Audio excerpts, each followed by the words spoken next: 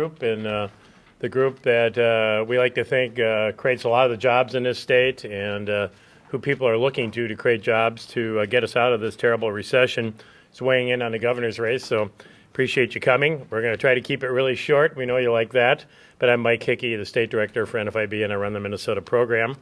And I'm going to turn it over to one of our members, Steve Becker, and he's going to make a short statement, and I'm going to have a few other things to say, and then we're going to turn it over to Tom. Good. Thanks, Mike. Again, my name is Steve Becker, and I'm here on behalf of NFIB to endorse Tom Emmer for Minnesota governor.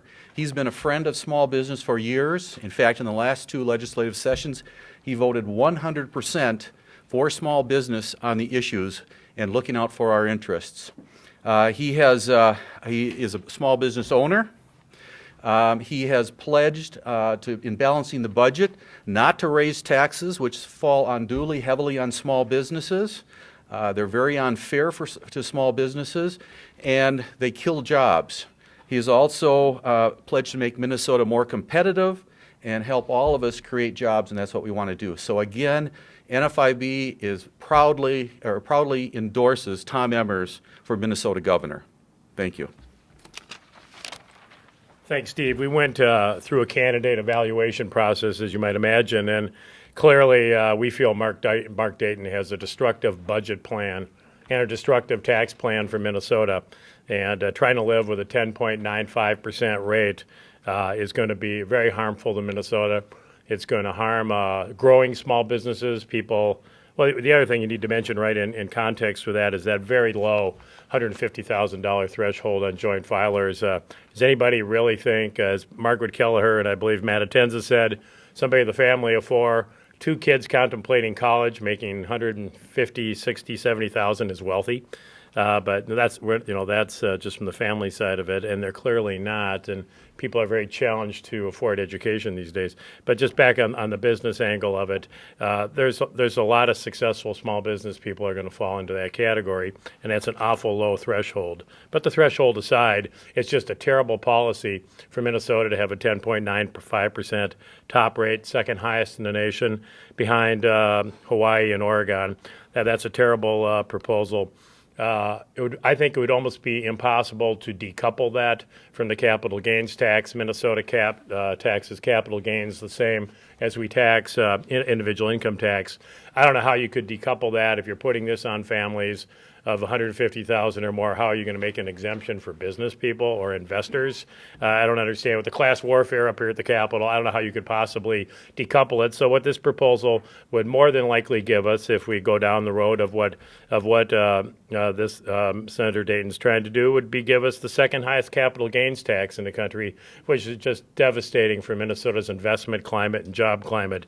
You put the two together, and it would really be a huge setback. You throw in the fact that we're in a terrible recession, and I think you have a real recipe for an economy that gets worse, for unemployment that increases, and for people to look for other opportunities to invest and or expand their business out of Minnesota. And I just can't think of a worse thing to do, especially at this moment. We did also take a look at Tom Horner. He has not proposed this type of destructive income tax increase. We appreciate that, but he has proposed a big expansion of the sales tax. All kinds of new services and businesses are going to get the enjoyment of dealing with the sales tax that don't currently.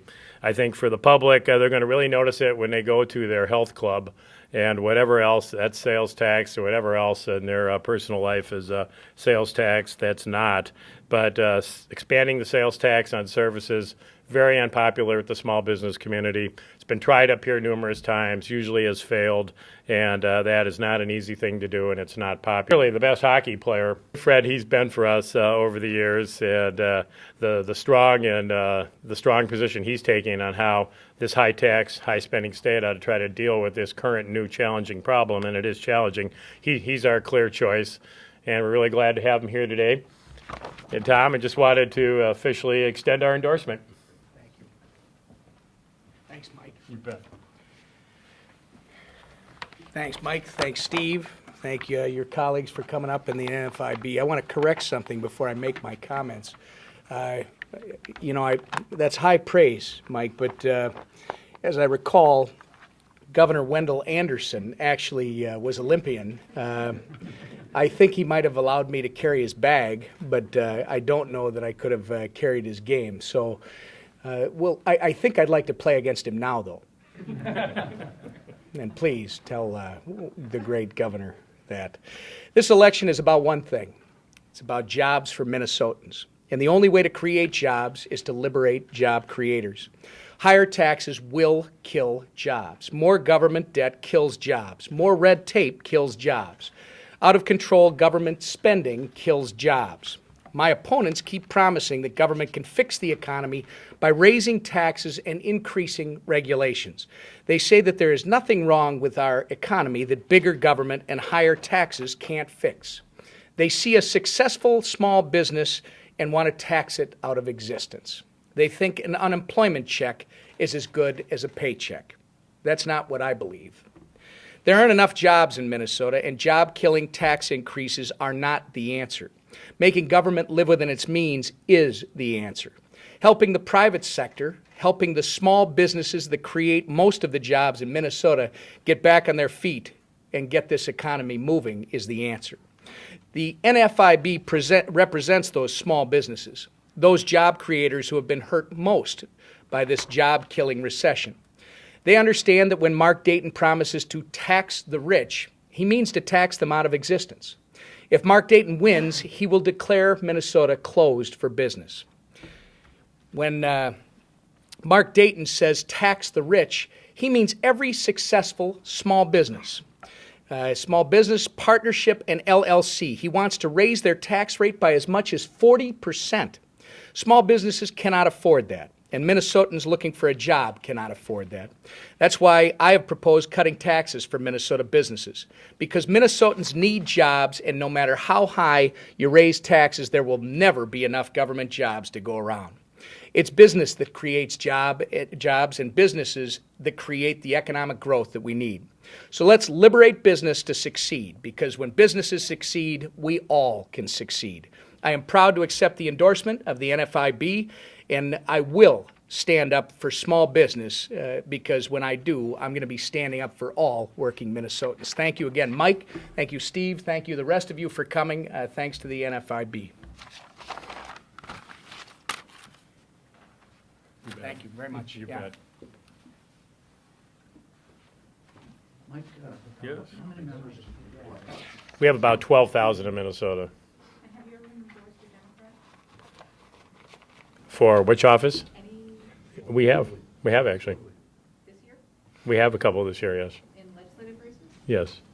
Ever for governor's office? No, we haven't. We've only endorsed a few times for governor. Representative Emmer, how important are endorsements like this close to the end of the campaign, in terms of getting your message out about lower taxes and not taxing, as you say, business out of the state?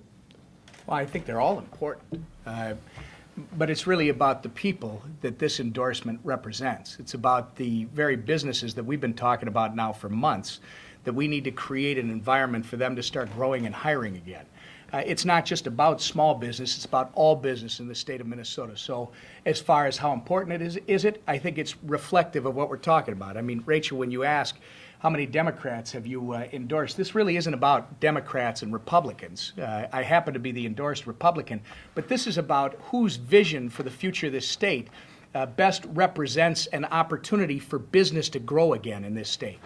And that's what I just tried to give you through our remarks. And yes, it is important, Tom, from the standpoint that it simply reaffirms what we already know. A small business that is asked to live under higher taxes and more regulation doesn't live very well and doesn't grow. We need to create an environment that will allow them to start hiring again, and I believe that's what we offer. And this endorsement is nothing more to me than an affirmation of that statement. Representative Emmer, what are your thoughts on Tom Horner's recent endorsements from former Republican legislators, and do you have concerns about losing Republicans to Tom Horner? Well, again, it's not about Republicans. Step up the mic a little bit, Tom, just so we... Yeah, sorry about that. It's not about Republicans and Democrats. It's about a vision for the future of the state of Minnesota. And I understand. People have long-time relationships with one another inside of government, and I respect that. But it can't be about that anymore. It has to be about your vision for the future of the state of Minnesota. Frankly, the one that we're proposing, it's not Republican or Democrat. It's common sense. So am I concerned? Always. We have to keep getting our message out, sharing our vision, our positive vision for the future of the state with everybody. Because remember, the governor is not Republican or Democrat. The governor is going to represent everybody. But do you think Tom Horner is making inroads within your party in terms of endorsements and support? Well, you'll have to. Tom has his own view of that stuff. I think the momentum's with us. I mean, clearly the momentum is with our campaign. We are on the rise. Senator Dayton is not, and the independent is nothing more than the same message that Senator Dayton's delivering. So as far as a vision, there are 3 people running. There's only 2 messages.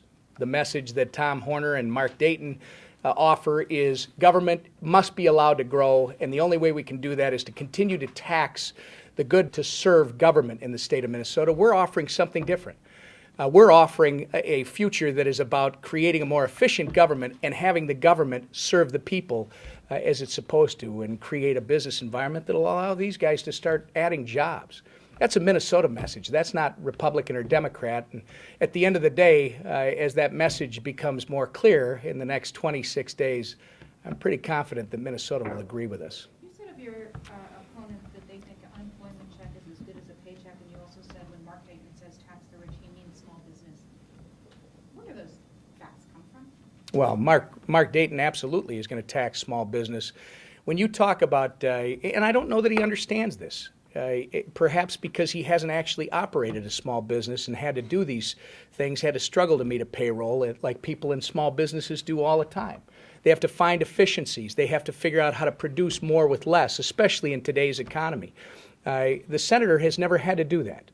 He's fortunate, but it's a fact that he hasn't had to do that. When he talks about taxing the rich, and his incomplete plan, by the way, we don't know what he's ultimately going to do because he hasn't provided a detailed, balanced budget at all. In fact, now he suggests he's not going to provide one before the election.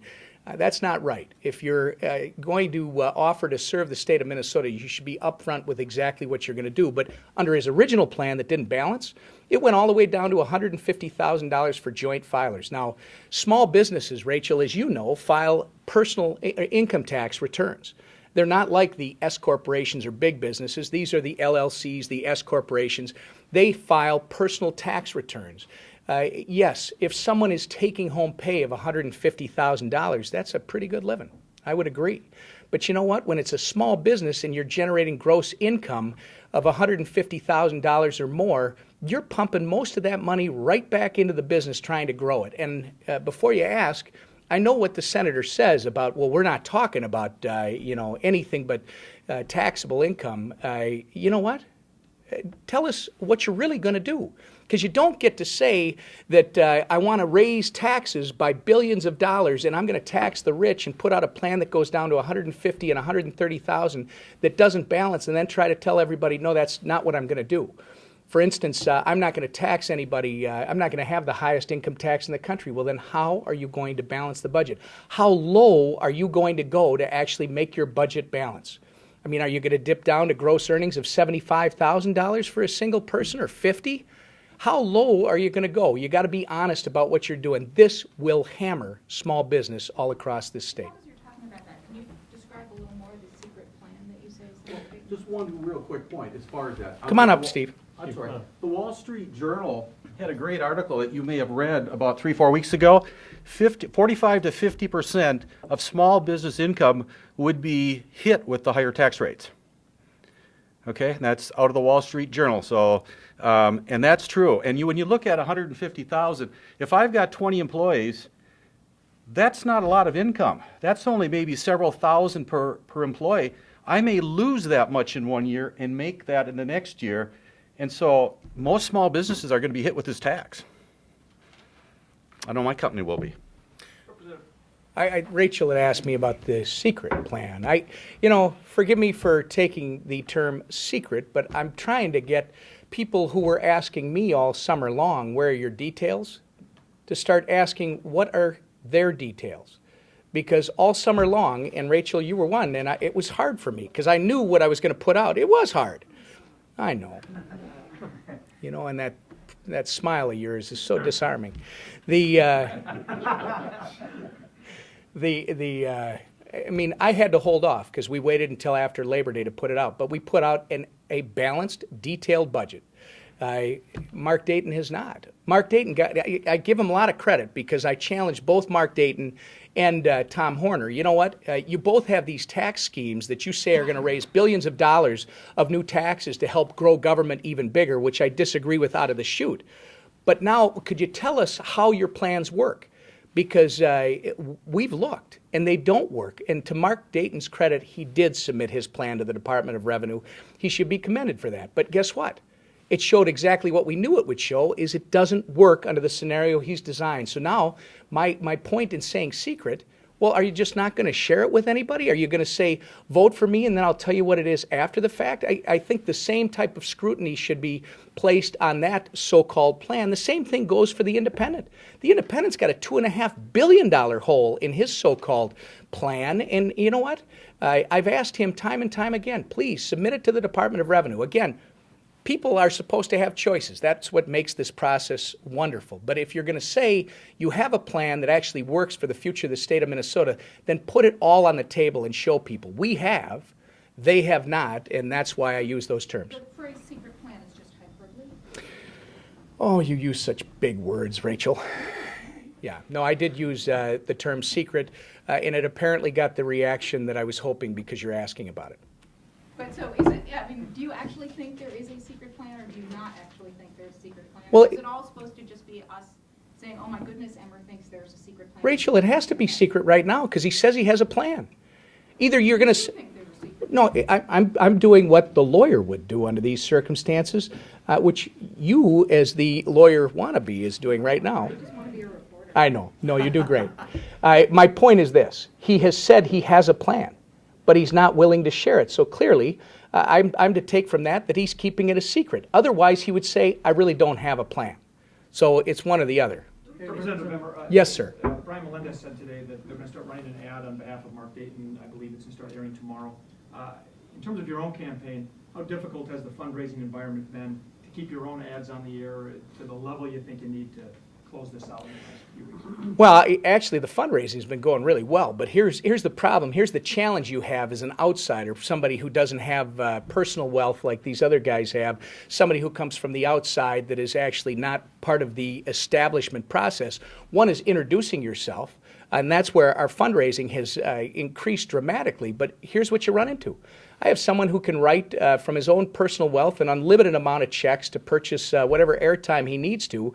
I can now raise whatever I want, which is great. We can raise as much as we can and spend it. But the law still says the most that you can raise from any one individual in this state during this process at this point in time is $1,000. It takes a lot of $1,000 checks, even if you're getting $1,000, which the average, I think, I'd have to check is much less than that. But it takes a lot to raise $1 million. We are raising the money we need. And you're going to see us over the next 4 weeks on the air. We're able to do the things we need to do. But it's an interesting dynamic when you have somebody who can write an unlimited amount of money, and you've got to keep raising money to make sure that you have enough for that sprint. You mentioned a moment ago you had momentum on your side. What evidence do you have of that? The last couple of polls had you down by a significant margin. Do you have internal polling that shows something different? Come on out with me, Tom. There are polls, we can find polls all over the place that are showing a dead heat, or one person is up, one person's down. Most important poll is on November 2nd, but come out with me. Come out with me and travel the road and see the response that we're getting when we go into towns like Albert Lea. Going to Albert Lea at a Legion the other day, we have over 200 people that show up to see the candidate that's coming into town, and they're not all from one party. I can guarantee you they don't get 200 people to show up at a Republican BPOU meeting down in Freeborn County. That's the kind of response we're getting statewide. The challenge is and will be over the next 26 days to make sure that the public understands, again, there are 3 people running, but there are 2 messages. On the one side, you got to raise taxes. We might argue about which ones, but they both claim you got to raise billions of dollars in new taxes, and you have to support what I will tell you is unsustainable growth in government yet again at the expense of more jobs in Minnesota. On our side, We just need to keep drilling home. It's about making government live within its means, purchase the services people expect within the resources that we have, and let's start growing jobs again in this state.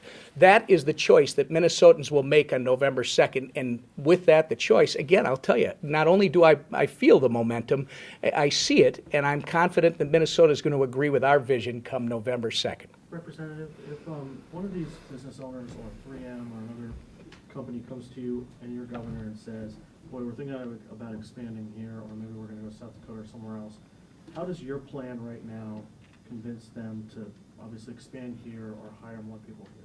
Well, you have to ask them, but our plan is, I mean, we can do more things than we're doing right now, but in short, when you take the corporate tax rate and reduce it by a point in each of the next 2 years, as I've told you previously, Department of Revenue numbers show that you put approximately $360 million into the hands of business owners to start making capital purchases again and hiring people. Why is that important? And I'm just talking about larger businesses. I'll talk about the smaller ones in a second. Why is that important? Because there's a lot of business owners across this state who are frankly holding tight because of the uncertainty that they're feeling from Washington. So they don't have the incentive right now to be doing that kind of hiring and expansion. In fact, hiring is the exception to the rule right now. People are really holding tight on what they're going to do. Our goal immediately is to give them incentive, state-led incentive, to start hiring and making capital equipment purchases again in the state of Minnesota. With respect to the small businesses that, again, I submit, my colleague, Senator Dayton, doesn't understand fully. What we're doing is proposing a 10% exclusion on gross earnings so that you can take that money and use it again to invest in the number one resource of small business, which these gentlemen will tell you. The number one resource in small business are the people that you employ. That's where that money's going to go. And I think you heard Steve talk about 20 employees. They can make some direct statements as to what happens when you raise taxes and you squeeze their capital because you take it away. When you're asking them to pay more in, it reduces their ability to spend that money on not only improving their employees and their efficiency, but hiring new employees. So we've talked about that 10% over the first 2 years of that. What that would do, Tom, is put about $150 to $160 million into the hands of small business owners like these to once again make those investments. And it's those types of incentives rather than trying to do a laser approach. Do this across the state of Minnesota. And I'm going to suggest to you that we're the only one that's offered suggestions like these two that both Republicans and Democrats will agree to. According to your polling, where is Tom Horner? Is he gaining on you or is he stagnating? Representative Emmer, just to follow up on something Rachel asked, do you not take Senator Dayton at his word, this week, that the tax increases he's put on the table are the sum total of tax increases he's going to present in this campaign, or as governor? He basically said this week that he's not looking at any additional tax increases to close that remaining gap. Okay, so then, Brian, what is the rest of the plan? I'm just asking you take him at his word that the tax increases that he's put out there are I want to see the rest of his plan, because right now, either then he's got to tell Minnesota that all the promises he's made over and over, I'm going to put more money here, I'm going to put more money there, promises in healthcare, promises in education, promises everywhere. And now he's saying he's not going to raise taxes more. Which is it? It's like the secret plan again. Either you have a plan and you're keeping it a secret, or you don't have a plan. But whatever it is, that's what you got to be forthcoming about. Tell people what ultimately is your plan, because, all right, if I take him at his word, then what is he cutting? Where are those draconian cuts going to come?